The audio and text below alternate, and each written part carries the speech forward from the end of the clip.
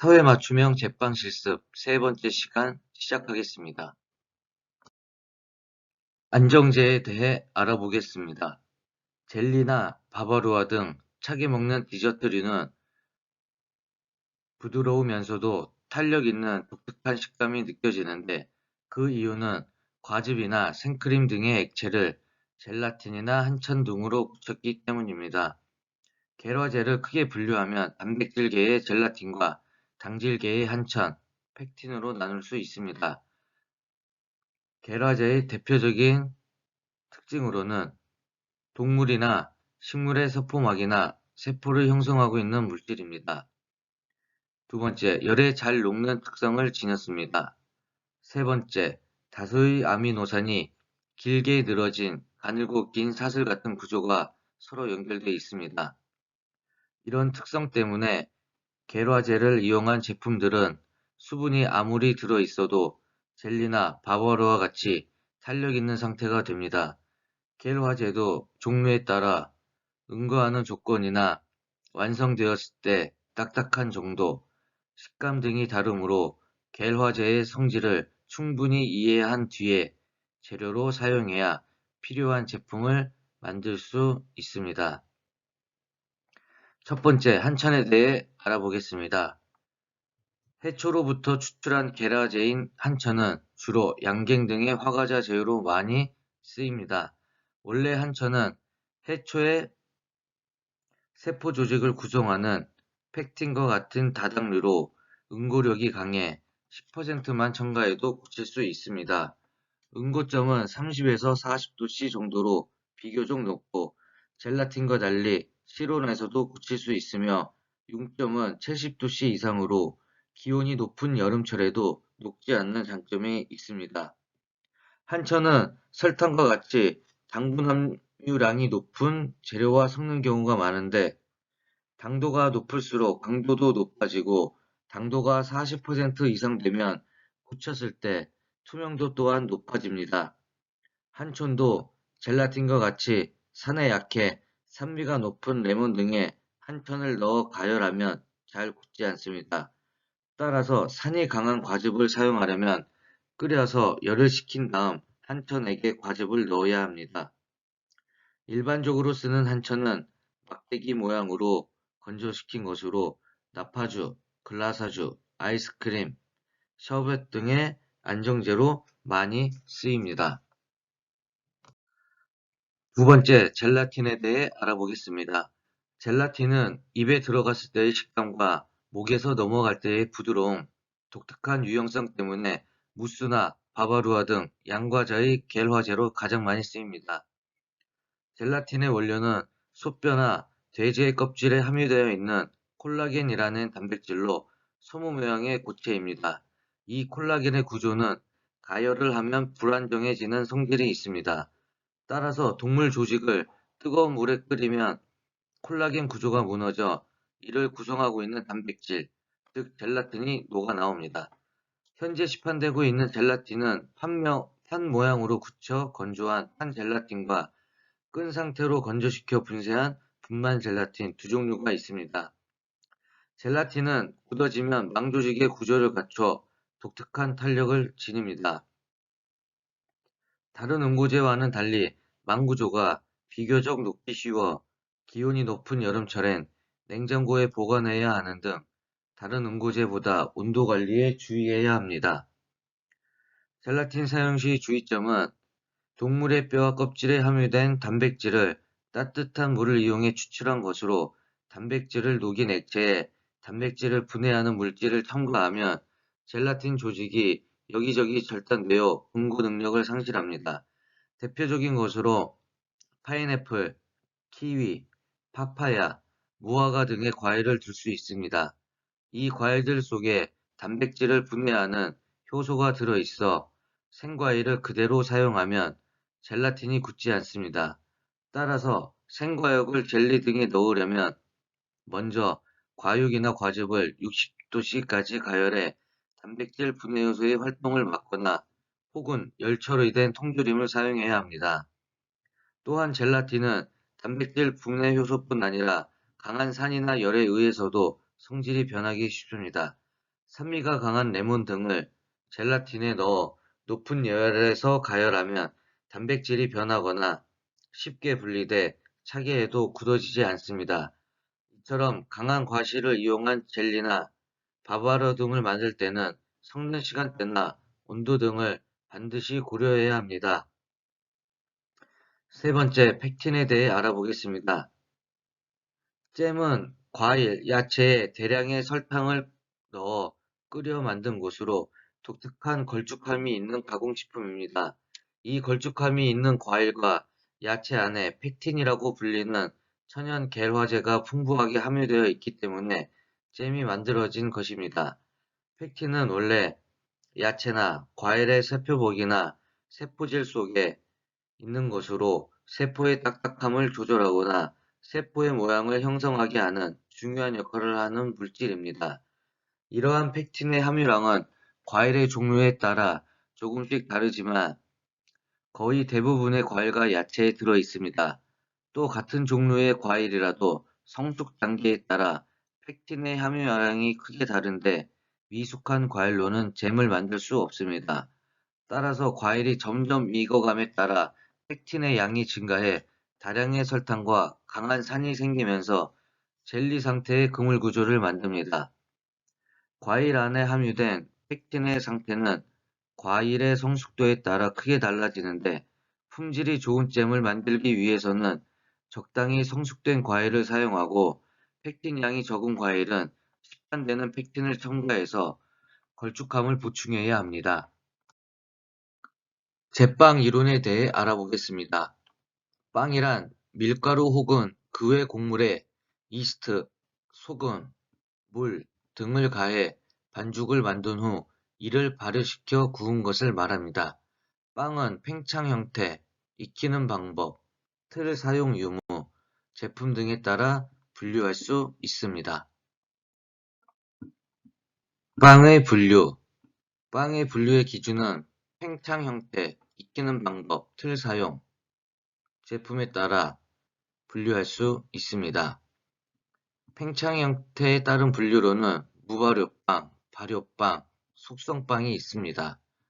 무발효빵은 발효시키지 않은 빵이고 발효빵은 야생효모나 배양효모를 이용한 빵입니다. 숙성빵은 화학 팽창제를 사용한 빵으로서 스콘이 있습니다. 익히는 방법에 따라 구이, 튀김, 찜으로 분류하는데 구이에는 오븐에서 구운 빵, 대부분의 빵을 뜻합니다. 튀김에는 기름에 튀긴 빵, 빵 도넛이 있고 찜으로 분류한 빵에는 스팀으로 찐 빵, 찐빵이 있습니다. 틀 사용에 따른 분류로는 틀 사용빵, 하스브레드가 있습니다. 틀 사용빵에는 일정한 틀이나 평철판을 사용하여 구운 제품, 대부분의 빵이 되겠습니다. 하스브레드, 틀이나 평철판을 사용하지 않고 오븐 바닥에 직접 구운 제품, 하드롤 계열의 빵이 있습니다. 제품에 따른 분류로는 식빵류, 식빵류에는 틀에 넣어 구운 빵, 우유 식빵, 옥수수 식빵, 건포도 식빵 등이 있습니다. 당과자 빵류에는 식빵보다 설탕, 유지, 달걀 함량이 많은 제품이며 충전물이나 토핑물에 따라서도 분류합니다.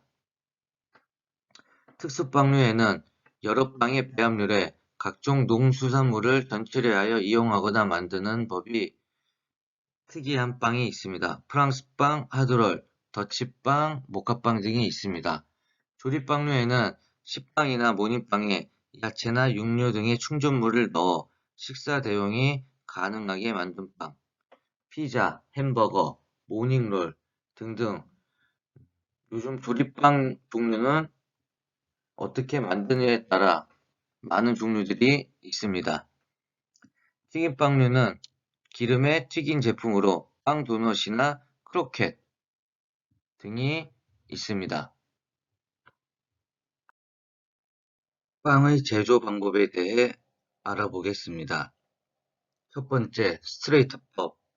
직접 반죽법은 스트레이트법이라고 부르며 모든 재료를 믹서에 한꺼번에 넣고 반죽하는 방법으로 제빵법 중에서 가장 기본이 되는 방법입니다. 반죽 온도는 보통 27도씨를 표준으로 유지해야 하며 1차 발효 조건으로는 온도는 반죽 온도와 같은 27도씨, 습도는 75에서 80%로 반죽이 처음 부피의 2.5에서 3배 팽창될 때까지 발효시킵니다. 중간 발효와 성형 후 2차 발효를 거치게 되는데 온도는 38에서 40도씨, 습도는 85에서 90%에서 1시간 정도 발효시킨 후 오븐에서 굽게 됩니다. 스펀지법과 비교하였을 때 장점으로는 제조 공정이 단순하고 제조장 및 제조 장비가 간단합니다. 노동력과 시간이 절감되고 발효 손실을 줄일 수 있습니다. 단점으로는 발효 내구성이 약하고 잘못된 공정을 수정하기 어렵습니다. 노화가 빠르고 제품의 부피가 적습니다. 두 번째, 중종 반죽법. 일명 스펀지 도우법이라고도 하는 중종 반죽법은 대규모 제빵 공장에서 많이 사용하는 방법으로 반죽 과정을 2번 행하는 방법입니다. 먼저 밀가루의 50% 이상의 이스트와 물을 섞어 반죽한 중종을 2에서 5시간 발효시킨 뒤에 남은 밀가루와 부재료를 물과 함께 섞어 반죽하게 되는데 나중에 반죽을 본반죽이라고 합니다. 세 번째, 비상스트레이트법. 기본적으로 표준 반죽법에 따르며 전체 공정 시간을 줄여서 짧은 시간에 제품을 만들어내는 방법입니다. 기계 고장이나 갑작스런 주문 등 비상 상황이 발생하여 계획된 작업이 어려울 때 대처하는 반죽법입니다. 비상 반죽법에 필수 조치와 선택 조치가 있습니다. 비상 반죽법의 필수 조치로는 반죽 온도는 30에서 31도씨, 반죽 시간은 20에서 30% 증가, 이스트는 2배 증가, 1차 발효 시간은 15에서 30분, 물 사용량은 1% 감소, 설탕 사용량도 1% 감소, 선택 조치로는 분유 사용량 1% 감소, 소금 1.75%로 감소. 이유는 이스트 발효에 도움을 줄 수 있습니다. 2% 이상일 땐 발효 저해가 올 수가 있습니다. 이스트 푸드 사용량 증가, 식초 첨가 0.25에서 0.75% 이러한 조치들이 있습니다. 비상스트레이트법의 장점으로는 노동력과 인건비가 절감되고 갑작스런 주문에 생산이 용이합니다. 단점으로는 발효 시간이 짧기 때문에 노화가 쉽고 저장성이 짧습니다. 또한 제품의 부피가 일정하지 않고 이스트 냄새가 조금 날 수 있습니다. 네 번째, 액체 발효법. 스펀지 발효법에서 단점을 보완하기 위하여 스펀지 대신 액종을 만들어 반죽하는 방법입니다. 제조 공정은 첫 번째 재료 계량, 두 번째 액종 제조, 세 번째 액종 스펀지를 반죽을 합니다. 물, 이스트, 이스트 푸드, 설탕, 분유를 잘 혼합합니다. 반죽 온도는 30도씨, 발효 시간은 3시간입니다. 다음으로는 도우 믹싱, 믹싱볼에 액종과 분반죽을 넣고 믹싱합니다. 플로어 타임은 15분에서 30분 준 후 분할, 그 다음 성형, 그 다음으로는 2차 발효, 온도는 35에서 43도씨, 상대 습도는 85에서 95%, 다음으로는 굽기, 냉각, 포장 이러한 순서로 제조 공정을 하시면 됩니다. 액체 발효법의 장점으로는 한 번에 많은 양을 발효시킬 수 있고 균일한 제품 생산이 가능합니다. 발효 손실에 따른 생산 손실을 줄일 수 있고 시설 공간 및 설비 비용이 적게 듭니다. 단점으로는 산화제 사용량이 증가하고 기계적 발전이 떨어지므로 반죽을 숙성시키기 위해 환원제와 연화제가 필요합니다. 다음으로는 냉동반죽법. 냉동반죽법은 1차 발효를 끝낸 반죽을 영하 18도에서 25도씨로 냉동 저장하였다가 필요한 양만큼 꺼내어 쓸 수 있도록 반죽하는 방법입니다. 제조 공정은 반죽은 스트레이트법, 다음으론 1차 발효, 냉동, 정형, 냉동, 그 다음 해동, 해동 후 2차 발효, 그 다음 굽기, 이러한 제조 공정을 가지고 있습니다. 냉동 반죽법의 배합 재료 사용량은 첫 번째, 이스트를 일반 반죽 대비 2배 사용합니다. 두 번째, 반죽 온도를 20도씩, 물은 57에서 63%로 줄입니다. 세 번째, 이스트 푸드를 0.5% 정도 사용합니다. 네 번째, 노화 방지제를 사용합니다. 다섯 번째, 산화제를 사용합니다. 산화제에는 비타민C나 브론산 칼륨이 있습니다. 냉동 반죽법의 장점으로는 운송, 배달이 용이하고 제품의 노화가 지연됩니다. 제품의 부피가 커지고 향이 좋습니다. 발효 시간이 단축되고 제조 시간이 단축됩니다. 또한 다품종 소량 생산이 가능합니다. 단점으로는 산화제 사용량이 증가하고 가스 발생력이 떨어집니다. 이 외에도 오버나이트 스펀지법, 또 샤워 도우법, 찰리우드법 등 빵의 제조 방법에는 여러 가지의 제법들이 있습니다. 제빵 공정에 대해 알아보겠습니다. 제빵의 순서는 첫 번째, 배합표 작성, 두 번째, 재료 계량, 세 번째, 반죽 믹싱, 네 번째, 1차 발효, 다섯 번째, 분할, 여섯 번째, 둥글리기, 일곱 번째, 중간 발효, 여덟 번째, 성형, 아홉 번째, 팬닝, 열 번째, 2차 발효, 11번째, 굽기, 12번째, 냉각, 13번째, 포장의 순으로 제빵 공정이 되겠습니다. 제빵 공정 중 하나하나 한번 살펴보도록 하겠습니다. 첫 번째, 배합표 작성.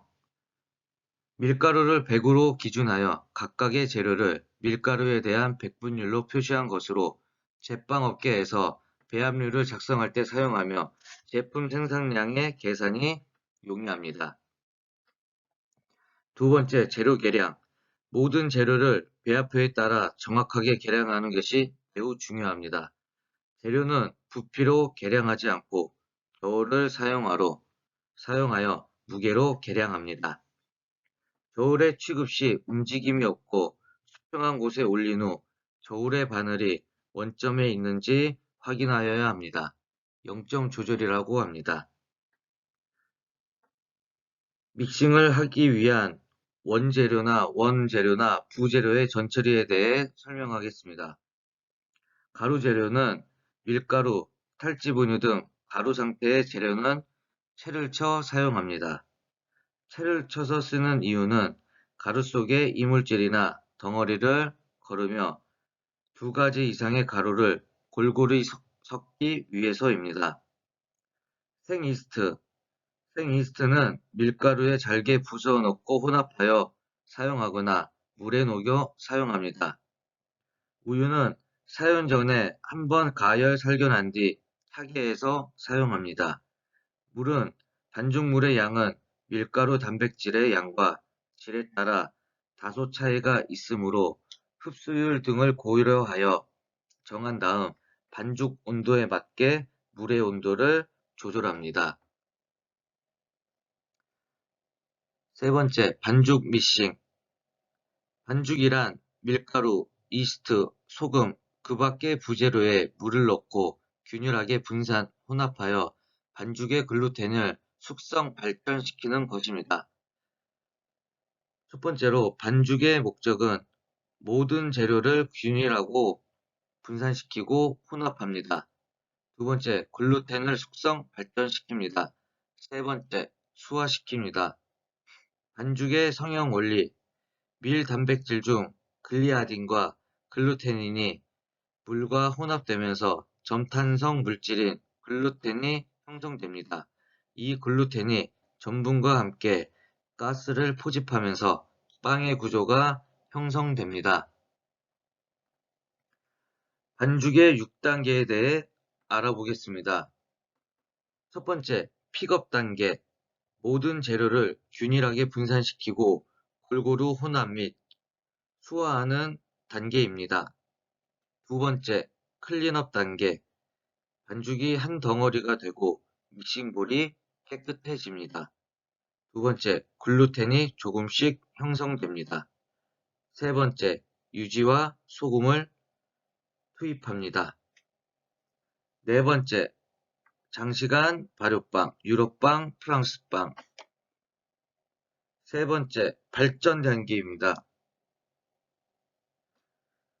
반죽의 탄력성이 최대가 되는 단계입니다. 반죽이 매끈해지고 건조해지는 단계이고 믹서의 에너지가 최대가 되는 단계입니다. 네 번째, 최종 단계. 탄력성과 신장성이 최대가 되는 단계이고 글루텐이 결합하는 마지막 단계입니다. 반죽에서 최적 상태로 대부분의 빵들은 이 단계에서 믹싱을 완료합니다. 스트레이트법 식빵이나 스펀지법 식빵. 다섯 번째, 렛다운 단계. 반죽이 탄력성을 잃고 신장성이 커지는 단계입니다. 오버 믹싱 단계입니다. 렛다운 단계까지 하는 빵으로는 잉글리시 머핀 반죽이나 햄버거 빵이 있습니다. 여섯 번째, 파괴 단계입니다. 글루텐이 더는 결합하지 못하고 끊기기 시작하는 단계입니다. 탄력성과 신장성이 상실되는 단계입니다. 오븐 팽창이 되지 않아 표피와 속결이 거친 제품이 됩니다.